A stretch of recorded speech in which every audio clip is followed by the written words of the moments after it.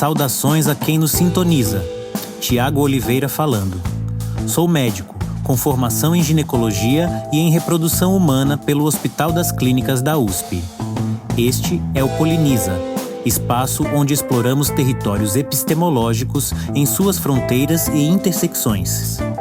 Integram este diálogo Carla Messias, socióloga que articula epistemologias decoloniais na análise das configurações familiares contemporâneas, e André Costa, psicólogo que investiga as tecnologias de subjetivação que emergem no campo da reprodução assistida.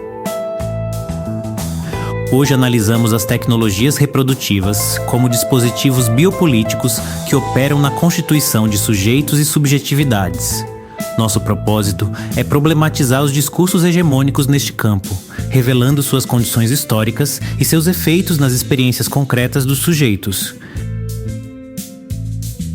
Bloco: autonomia reprodutiva e temporalidades normativas. Iniciemos nossa reflexão pelo exame das formações discursivas que configuram a autonomia reprodutiva como dispositivo biopolítico. Carla, como podemos compreender a dissociação entre sexualidade e reprodução proposta por Petschesky no contexto das tecnologias contemporâneas? Petschesky, em sua análise crítica, demonstrou como a dissociação entre esfera reprodutiva e sexual constituiu uma operação estratégica fundamental que permitiu reposicionar a função reprodutiva não mais como destino natural, mas como capacidade modulável, objeto de intervenção racional e planificada.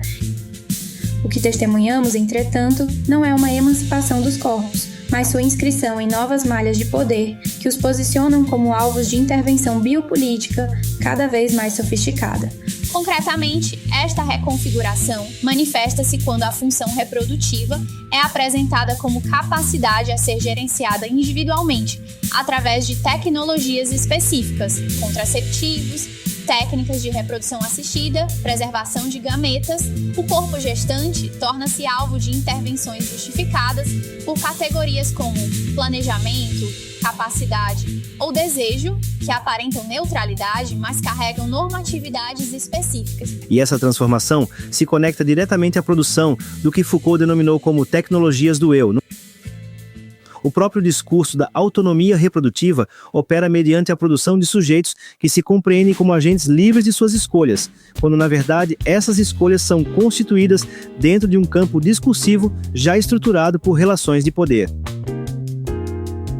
A perspectiva decolonial proposta por Mignolo evidencia como estas tecnologias reproduzem uma geopolítica do conhecimento que hierarquiza corpos a partir de marcadores civilizatórios específicos. Observamos isso quando programas de planejamento familiar em países do sul global frequentemente privilegiam técnicas contraceptivas permanentes ou de longa duração, enquanto no norte global proliferam clínicas de reprodução assistida para responder ao direito reprodutivo de corpos privilegiados.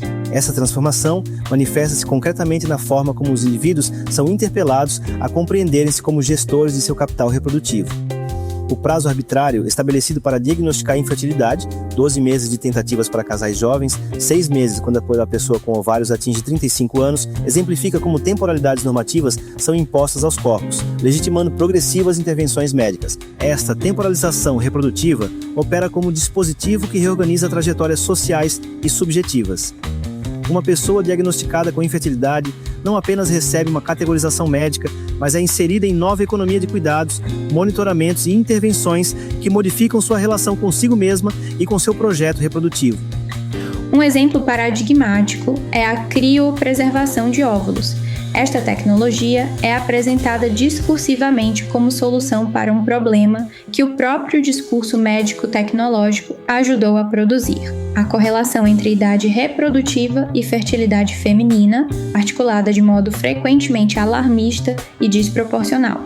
Quando corporações como Apple e Google passam a oferecer congelamento de óvulos como benefício para funcionárias, estamos testemunhando o que Foucault chamaria de articulação entre poder disciplinar e biopolítica, a gestão calculada de corpos individuais e populações, agora mediada pelos interesses do capital corporativo. Esta temporalidade normativa manifesta-se cotidianamente na prática clínica. quando uma pessoa com ovários ultrapassa 35 anos, automaticamente entra em categoria de idade materna avançada, desencadeando cascata de intervenções diagnósticas e terapêuticas, independentemente de suas condições fisiológicas específicas. O diagnóstico de infertilidade exemplifica como convenções transformam-se em patologias. Dos aproximadamente 20% de casais que não alcançam gravidez em 12 meses consecutivos, metade conceberia nos 6 meses subsequentes sem qualquer intervenção. No entanto, o diagnóstico catalisa imediata mobilização propedêutica e terapêutica, frequentemente culminando em procedimentos complexos e onerosos de reprodução assistida. Estas convenções temporais reordenam a sociedade, influenciando desde o planejamento educacional e profissional até os ritmos de formação de vínculos conjugais. A temporalidade reprodutiva, aparentemente natural, revela-se produto de operações políticas específicas que determinam o que significa reproduzir-se no tempo certo.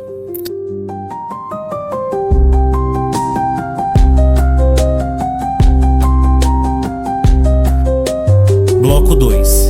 Determinações econômicas da acessibilidade e paradigmas parentais. Avancemos para a análise das determinações econômicas que estruturam o acesso às tecnologias reprodutivas e às reconfigurações contemporâneas de parentalidade. Tiago, como as práticas discursivas e materiais no campo reprodutivo instituem hierarquias de acesso e legitimidade, as práticas discursivas na medicina reprodutiva frequentemente obscurecem seu caráter político-econômico sob a retórica da inovação científica. Examinemos um exemplo concreto. Enquanto não se comprova superioridade populacional do uso de gonadotrofinas recombinantes sobre as urinárias, recursos significativos financiam pesquisas sobre polimorfismos de receptores de FSH, que potencialmente justificam prescrição de formulações recombinantes 300% mais caras. Uma análise comparativa dos protocolos de estimulação ovariana revela como cada modificação técnica, substituição progestágenos por antagonistas, uso de gonadotrofinas recombinantes, incorporação de adjuvantes como hormônio do crescimento, incrementa substancialmente os custos sem aumento nas taxas de sucesso.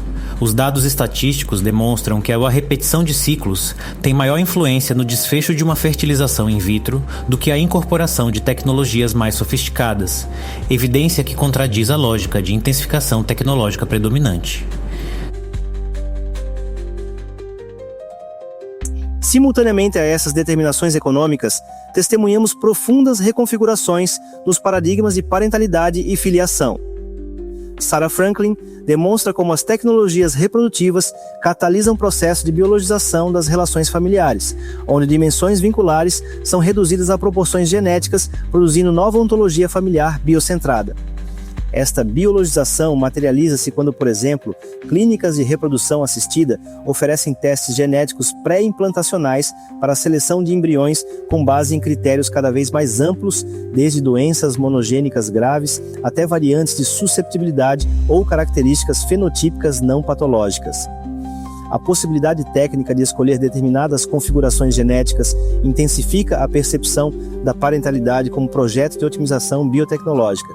Paradoxalmente, o mesmo sistema que valoriza excessivamente o vínculo genético apresenta inconsistências reveladoras. Até 10% das pessoas nascidas no Brasil têm filiação única registral por omissão paterna. Configuração análoga, em termos de ausência de vínculo genético, à concepção com doador anônimo de gametas. Contudo, o tratamento social, jurídico e ético dessas situações difere radicalmente, evidenciando como determinadas ausências parentais são naturalizadas e outras patologizadas conforme os marcadores sociais que atravessam os corpos em questão. Essas reconfigurações no campo parental materializam-se nas práticas regulatórias contemporâneas.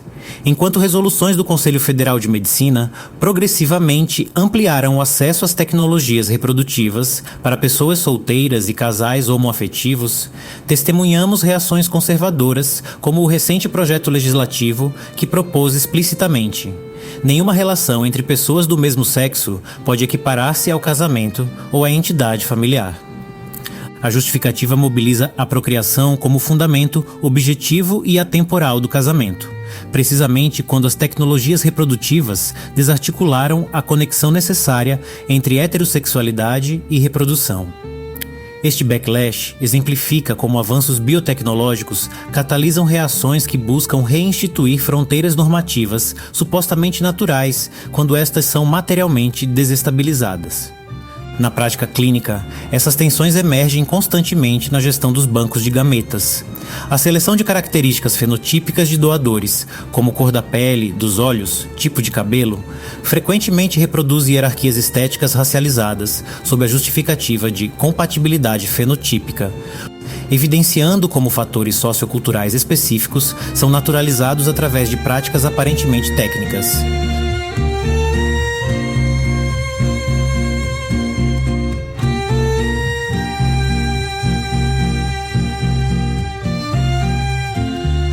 Bloco 3.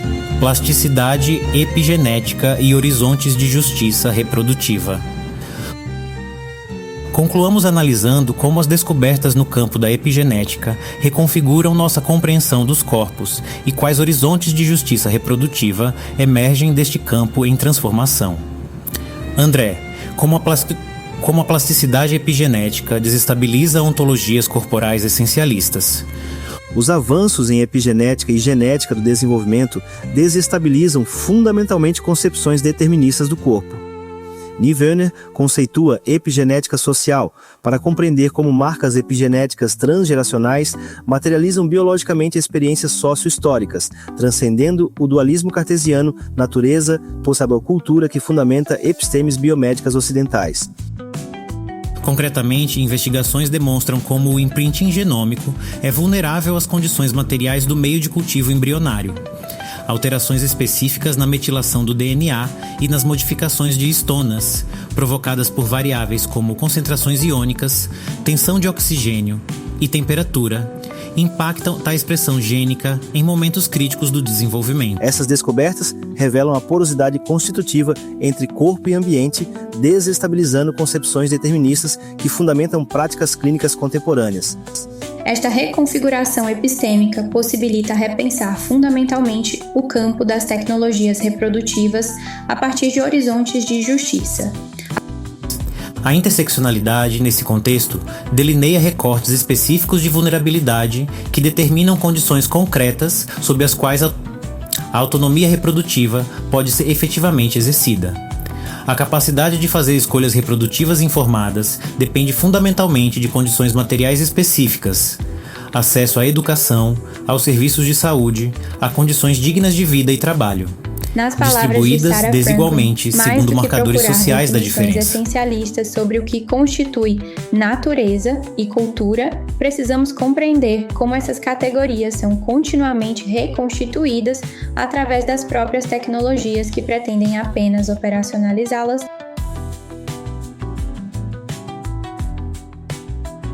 A reformulação deste campo exigiria vigilância epistêmica constante que problematize categorias naturalizadas e evidencie operações através das quais determinadas experiências corporais são legitimadas e outras patologizadas. Nossa conversa levantou muitas perspectivas. Concluímos esta cartografia crítica das tecnologias reprodutivas contemporâneas, convidando a reflexão sobre como estas são dispositivos políticos que redefinem concepções de corporalidade, parentalidade e temporalidade.